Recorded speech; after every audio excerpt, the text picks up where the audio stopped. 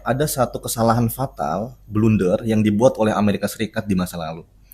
Di masa Perang Dingin, itu terjadi konflik clash yang lumayan tinggi, intens antara China dan Uni Soviet. Bahkan mereka sempat pecah perang di perbatasan mereka. Nah, kesempatan ini sempat diambil oleh Amerika Serikat saat itu untuk mendekati China.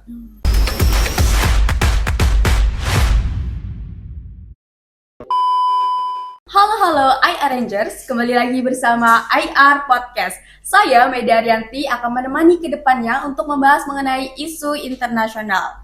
Kali ini di podcast ini, kalau kalian nonton sampai akhir akan mendapatkan wawasan dan juga ilmu yang bermanfaat.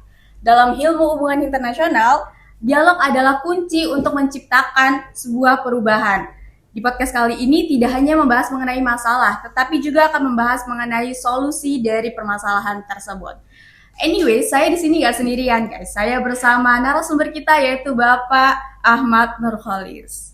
Halo Bapak, apa kabarnya? Halo Maida. Puasa ke-14 ini gimana Pak? Ini yang ke-14 ya? Iya betul. Alhamdulillah 14. masih lancar kok ya. Semangat banget Pak? Semangat banget. Alhamdulillah. Saya manggil Bapak Nurholis atau siapa Pak? Terserah Maida, nggak apa-apa deh, Bapak juga. Bapak Holis ya? Iya. Oke. Biar kita lebih enjoy percakapan hari ini gitu. Saya udah lihat beberapa pengalaman Bapak, beberapa latar belakang Bapak yang saya tertarik sekali itu mengenai tentang Bapak merupakan salah satu mahasiswa lulusan Universitas Shandong China. Oh iya, betul Pak. Itu sesuai dengan tema yang akan kita bahas hari ini yang ada Cina-Cinanya di Oke. Nah, Cina ini merupakan salah satu negara yang terbesar kan, yang pengaruh dunia ya kan Pak. Betul. Dari sektor apapun, termasuk sektor perdagangan. Nah, dalam sektor perdagangan ini, China udah melakukan kerjasama dengan berbagai negara. Salah satunya negara Amerika Serikat. Betul. Tapi beberapa tahun terakhir ini, ada beberapa isu yang sangat hot banget yang kita tahu, yaitu mengenai China yang berperang dengan US. Mengenai tentang perdagangan, Pak. Nah, kalau kita lihat dari yang saya baca, itu penyebabnya adalah defisit perdagangan. Oke. Tapi ada nggak sih Pak penyebab lain daripada ekonomi ini yang menyebabkan terjadinya peperangan ini Pak? Oke. Sebenarnya ada satu hal yang ingin saya sampaikan ya, terkait kenapa akhirnya perang dagang antara Amerika Serikat dengan China itu muncul. Tadi sudah dijelaskan oleh Maida bahwa ada faktor tertentu yang salah satunya adalah ketidakseimbangan neraca perdagangan yang dirasakan oleh Amerika Serikat. Bahwa mereka merasa bahwa selama ini kerjasama perdagangan antara Amerika Serikat dan China itu lebih sering merugikan mereka. Karena neraca perdagangannya lebih sering menguntungkan China. Nah, tapi ada satu hal penting yang sebenarnya lepas dari analisis teman-teman ya. Itu terkait geopolitik. Bahwa ada satu artikel yang ditulis oleh Mearsheimer mengenai rivalitas antara Amerika Serikat dan China. Sebenarnya yang membuat kenapa akhirnya Amerika Serikat melancarkan perang dagang itu persoalan geopolitik. Karena Amerika Serikat memandang bahwa China, khususnya untuk di masa depan nantinya, akan menjadi ancaman serius bagi mereka. Makanya, bagi Mearsheimer, perang dagang merupakan salah satu bentuk containment, artinya strategi pembendungan di mana Amerika Serikat berupaya untuk membendung kebangkitan China agar tidak semakin maju ke depannya. Itu salah satu faktor di belakang kenapa akhirnya perang dagang muncul sebagai sebuah strategi yang dilancarkan oleh Trump. Oke, berarti faktornya tuh ada yang dari selain ekonomi dong Pak? Ya, selain ekonomi, geopolitik menjadi hal yang paling mendasar. Oke. Sebenarnya ekonomi datang belakangan. Yang paling terpenting adalah faktor geopolitik tadi. Bahwa Amerika Serikat tidak ingin China semakin bangkit secara ekonomi. Yang kemudian, kalau misalkan China bangkit secara ekonomi, otomatis kekuatan ekonomi mereka akan ditransformasikan, diubah menjadi kekuatan militer. Nah, ini yang ditakutkan oleh Amerika Serikat. Nah, oke, jadi kan kita udah tahu nih Pak, banyak sekali penyebab yang menjadikan peperangan ini. Nah, ada nggak sih Pak langkah-langkah yang udah dilakukan US dan juga China dalam menangani perang ini Pak? Oke, sebelum kita masuk ke dalam langkah-langkah yang diambil kedua negara, saya ingin flashback terlebih dahulu ke sejarah masa lalu, bahwa lagi-lagi masih dalam tulisan Mearsheimer tadi, dia mengatakan bahwa ada satu kesalahan fatal, blunder yang dibuat oleh Amerika Serikat di masa lalu. Di masa Perang Dingin, itu terjadi konflik clash yang lumayan tinggi, intens antara China dan Uni Soviet. Bahkan mereka sempat pecah perang di perbatasan mereka.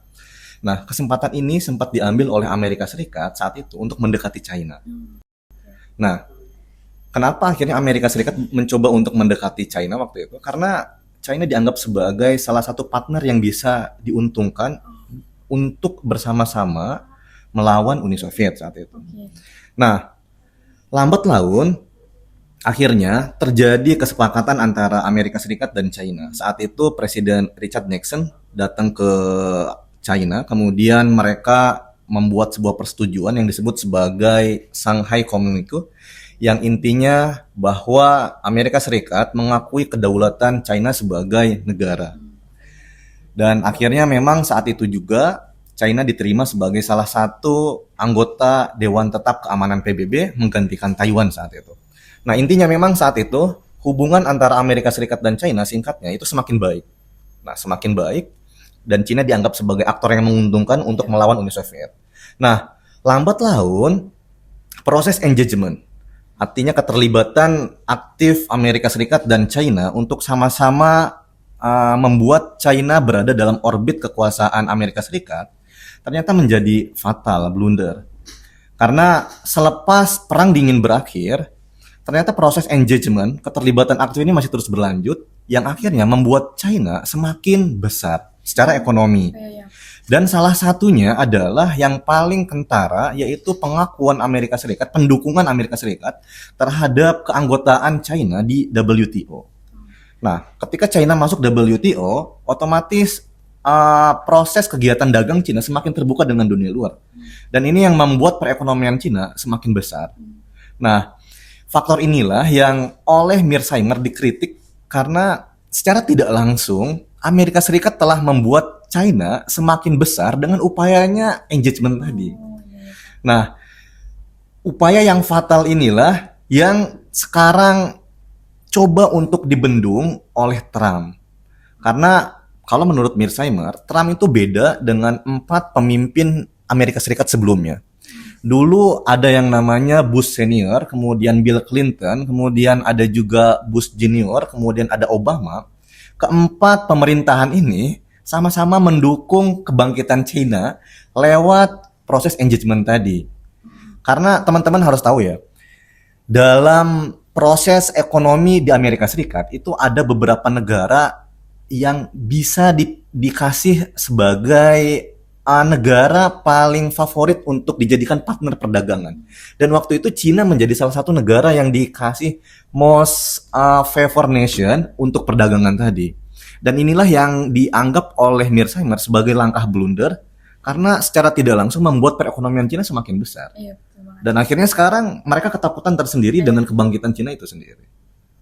Gitu, Oke, Pak. Nadia. Jadi ini terjadi karena blunder dari Amerika Serikat yang melancarkan strategi engagement tadi. Oke, terus kalau untuk sektor-sektor yang terpengaruh akibat perperangan ini apa aja sih, Pak?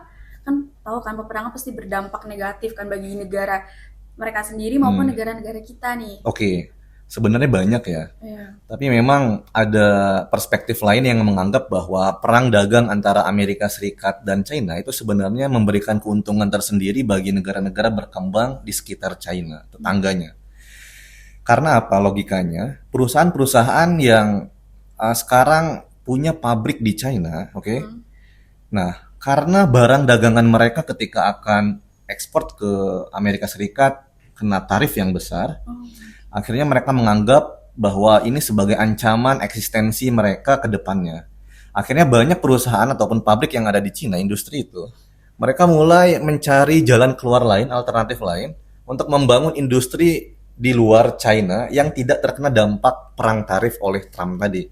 Makanya sekarang beberapa negara, contohnya Vietnam, dia mengambil keuntungan karena banyak beberapa perusahaan besar seperti Apple, Google dan sebagainya, mereka malah lari ke Vietnam. Jadi secara tidak langsung kepahitan yang ditimpa oleh China merupakan keuntungan tersendiri bagi negara-negara lain di sekitarnya. Beda. Terus kalau dilihat-lihat ada impact jangka panjang yang ditimbulkan gitu ada, Pak?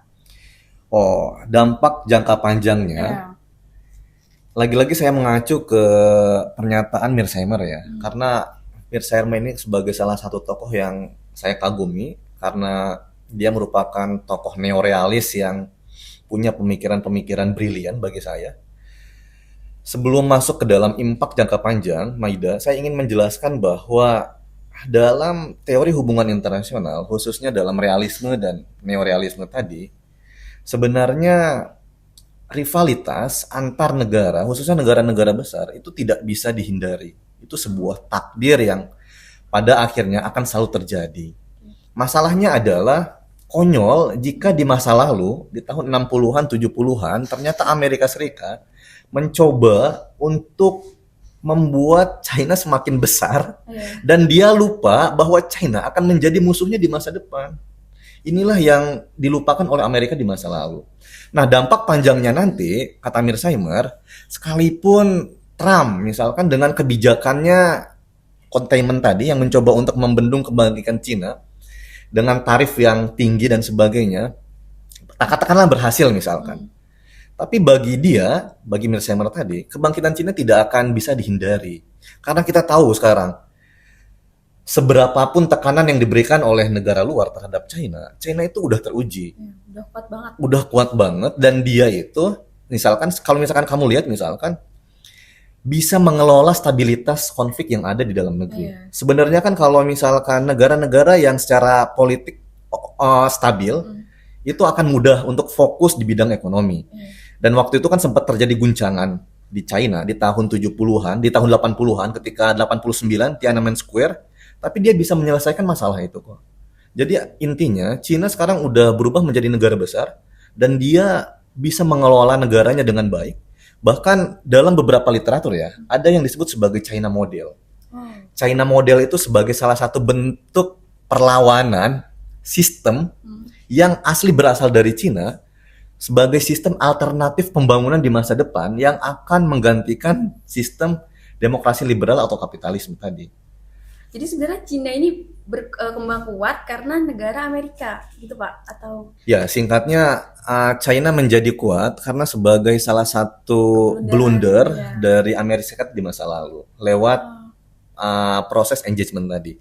Mungkin saya harus menjelaskan sedikit ya, apa itu Boleh, proses engagement. Jadi gini teman-teman, dalam beberapa pandangan liberal ya, orang-orang liberal, mereka yakin bahwa negara perlahan-lahan akan menjadi demokrasi liberal, berubah dari rejim otoriter ke demokrasi liberal. Jika ekonomi dalam negeri itu meningkat, kelas menengah semakin banyak, Cina itu. China. Iya. Karena ketika kelas menengah semakin banyak, kelas menengah, orang kaya tapi tidak terlalu kaya, tapi dia ada di tengah-tengah. Ketika kelas menengah meningkat, otomatis mereka akan teredukasi, mereka akan belajar banyak soal hal dan sebagainya. Nah, karena mereka semakin memiliki banyak pengetahuan, akhirnya mereka banyak menuntut kepada pemerintah. Nah, karena mereka banyak menuntut kepada pemerintah, maka dia tidak akan sustain di sistem yang otoriter. Makanya kenapa akhirnya terjadi Tiananmen Square itu salah satu bentuk refleksi dari ketidakpuasan mereka untuk menuntut hak-hak mereka lebih banyak, lebih besar dari kelas menengah tadi. Tapi memang istimewanya Cina bisa menyelesaikan masalah tersebut. Ini salah satu teori dari teman-teman liberal ya, khususnya ada namanya teori modernisasi kalau saya tidak salah ingat dari Lipset. Dia mengatakan seperti itu. Semakin tinggi tingkat ekonomi suatu negara, maka kelas menengah akan semakin banyak, dan semakin banyak kelas menengah, maka mereka akan menuntut transparansi politik ataupun hak-hak politik yang lebih besar.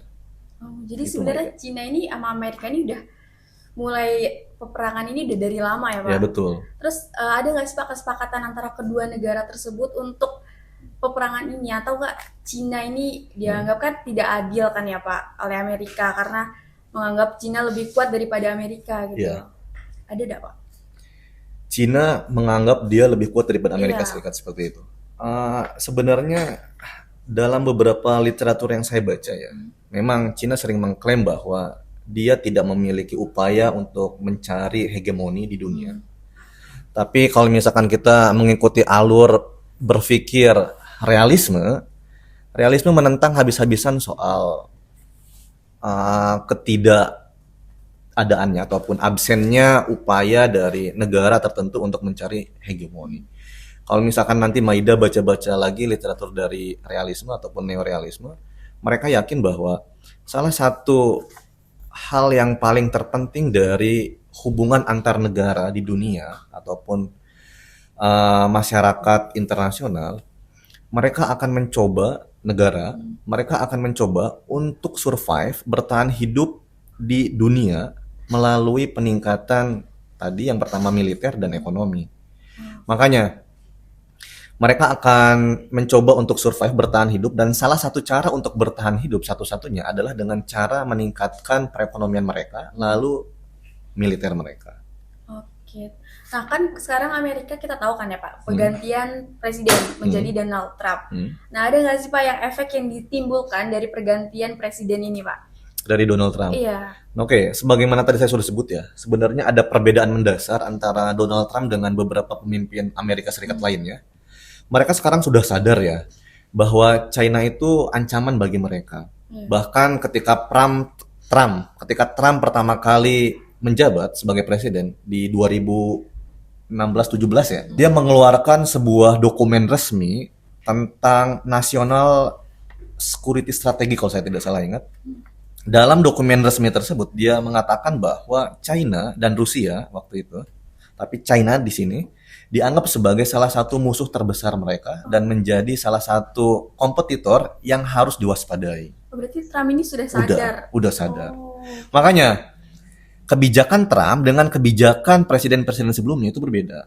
Ingat ya, bahwa kebijakan presiden sebelumnya itu lebih merefleksikan, mencerminkan engagement, keterlibatan, karena mereka percaya bahwa dengan melibatkan Cina ke dalam institusi-institusi liberal seperti WTO, kemudian berdagang dengan Cina, lambat laun Cina akan menjadi kaya, dan karena Cina menjadi kaya, otomatis masyarakatnya akan menuntut hak-hak mereka lebih besar, dan kemungkinan Cina untuk berubah dari rejim otoriter ke liberal demokrasi itu sangat besar. Tapi ternyata tidak terjadi. Nah makanya kekecewaan ini akhirnya dikejawantahkan oleh Trump dengan strategi yang lebih keras lewat containment, pembendungan. Pembendungan itu artinya Amerika Serikat mencoba untuk membendung kebangkitan Cina supaya tidak lebih besar.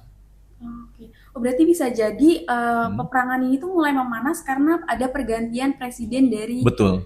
Trump. Betul. Bahkan kalau misalkan Maida bayangkan ya ke depannya ya, ini ada prediksi peperangan di masa depan yang dicetuskan lagi oleh Mearsheimer tadi. Dia mengatakan bahwa kemungkinan ada 4 area wilayah yang akan menjadi titik clash, titik peperangan panas di masa depan. Yang pertama adalah Laut Cina Selatan. Nah, ada kemungkinan perang di situ tuh nanti tuh. Kemudian yang kedua adalah Selat Taiwan. Ya, itu yang mungkin juga terjadi peperangan di masa depan. Terus yang ketiga itu ada di sekitar area ada yang namanya Diao atau Senkaku Island. Karena Senkaku Island ini, Diao Island ini adalah pulau yang diperebutkan antara Jepang dan China. Ada kemungkinan perang terjadi di situ. Kemudian yang lainnya adalah rute Laut Cina Selatan yang mulai dari Laut Cina Selatan sampai ke Teluk Persia. Jadi ada 4 titik panas yang menjadi potensi titik perang di masa depan. Oke Pak, terima kasih. Mungkin itu pertanyaan yang bisa saya tanyakan. Untuk Q&A-nya, kami membuka question and answer di Instagram. Boleh? Boleh. Jawab Pak.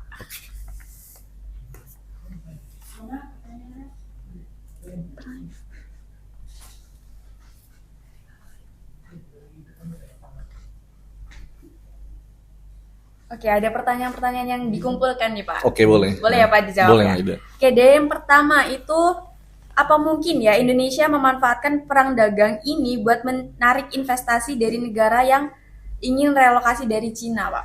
Oke, sebenarnya kan sekarang kita sering lihat ya, ada beberapa keraguan dari investor asing untuk datang ke Indonesia. Memang salah satu masalah kita ini adalah soal transparansi dan pengelolaan pemerintahan. Banyak perusahaan-perusahaan besar yang tadinya niatnya awalnya ingin merelokasi perusahaan mereka dari China ke Indonesia, tapi lagi-lagi mereka masih ragu karena kasus korupsi di Indonesia masih terlalu banyak dan mereka sedikit tidak percaya sedikit tidak percaya dengan pengelolaan pemerintahan kita. Makanya awalnya mereka ingin datang ke Indonesia, banyak yang akhirnya memutuskan untuk settle di Vietnam. Untuk di Vietnam. Makanya Vietnam sekarang menjadi salah satu kompetitor Indonesia dalam merekrut investor asing. Jadi cukup sulit ya untuk Indonesia sendiri merelokasikan Ya, Cina. karena persoalannya adalah yang tadi, Korupsi. korupsi terlalu banyak, Iya. kemudian mereka masih hilang kepercayaan terhadap pemerintahan kita. Oke, Pak.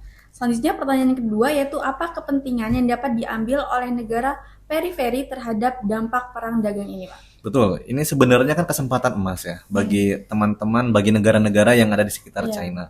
Karena tadi saya sudah sampaikan bahwa kepahitan yang dialami Cina itu sebenarnya keuntungan tersendiri bagi negara-negara di sekitarnya.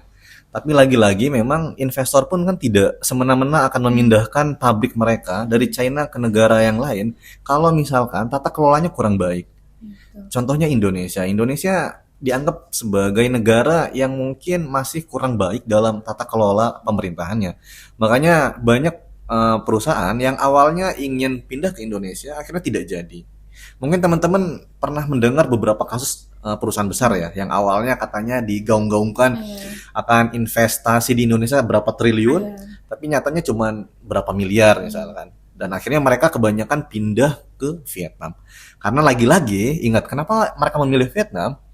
Karena Vietnam itu kan cerminan negara yang hampir mirip dengan China. Oh iya.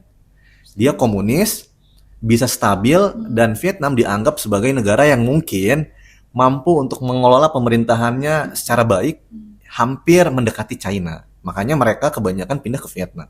Jadi perlu adanya tindakan yang lebih lagi di Indonesia ini Betul. untuk memberantas korupsi. Betul, persoalannya korupsi. Iya. Oke, sekian pertanyaan dari kami yang bisa kami tanyakan ke Bapak. Dapat disimpulkan juga bahwasannya perang ini itu terjadi karena adanya kesadaran dari Donald Trump mengenai Cina ini dapat mempengaruhi perekonomian Amerika Serikat. Bisa menjadi ancaman bagi Amerika Serikat di masa Iya, betul sekali Pak. Oke. Mungkin ini saja percakapan yang bisa kita sampaikan di hari ini. Saya Media Rianti dan Bapak mengucapkan terima kasih. Wassalamualaikum warahmatullahi wabarakatuh. Bye-bye.